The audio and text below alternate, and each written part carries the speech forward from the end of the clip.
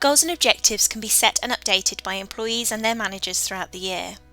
First, let's have a look at the settings that can be applied to this area of the solution. I've logged into Workspace as somebody who has been set as an administrator to employee performance.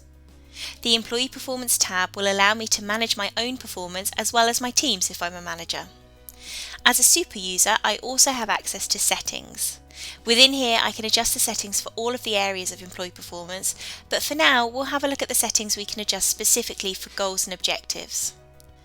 Firstly, I can determine if we want to set company objectives, and then if an individual's goals have to be aligned to these company objectives or if it's optional. We can also enable 360 feedback to be turned on or off against goals.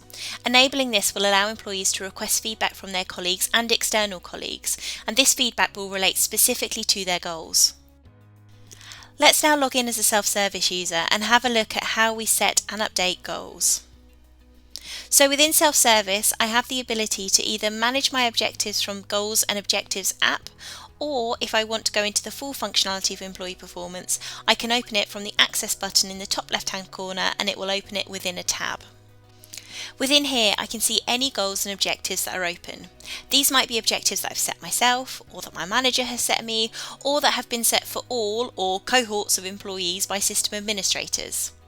Objectives can be easily created by clicking on the Create New Objective button. This will walk me through the process of setting up a new objective. The objective consists of a name, a description, a company goal that it's aligned to, if that's been enabled, and a due date. Objectives aren't tied down to an annual process and as such can have due dates that cross years if needed. Once the objective is created, we then need to add in our key measures, and there can be as many key measures to an objective as is required. A measure is essentially an individual component that needs to be completed in order to progress the objective. It's likely that an objective will have multiple measures, as it will have more than one thing that needs to be done in order for the objective to be complete. So here, for example, if the objective is to do a complete review of all of our policies, we'd need to detail the key components or milestones that we need to hit in order to achieve the overall goal. The goal is the sum of its parts effectively, so by updating each key measure, this will update the overall completion level for that particular goal. Each measure can be recorded as a percentage or a monetary value or units.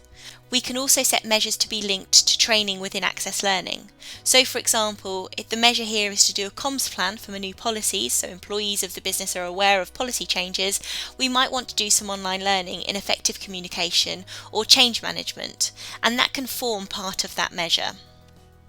Once we've added in all of the key measures, the objective is set up. At any point in the year, we can then go back into the objective and adjust the completion levels of the measures. We can also add in more measures or make any adjustments to the overall goal. So here, for example, if I need to update my objective of rolling out the new HR solution, I can just come into the objective, update the relevant measures by adding in comments and updating the completion levels. I can also add on any new measures if there are additional tasks that I need to complete for that objective as well. You'll see that the completion percentage for the objective as a whole will adjust as I'm making my amendments to the measures. This allows us to see throughout the year how the goals are progressing, rather than it being tied down to specific points that might only happen a couple of times a year within a traditional appraisal process, for example. The last component for employees with regards to setting objectives is the feedback process. This allows employees to request feedback from their colleagues. The colleague who has been asked for feedback will be sent an email, and the email will contain a link for them to provide feedback through. The feedback will then be visible here against the objective. This is a great way of getting specific feedback as it's linked to a goal, rather than it being general feedback. Lastly, for goals, I'll log in as a manager so we can see what a manager can see and do for their employees' objectives. So I've logged in as a manager, and you'll see here that the Employee Performance tab looks largely the same as it did when we were looking at this through the eyes of an employee, but with the addition here of the My Team tab.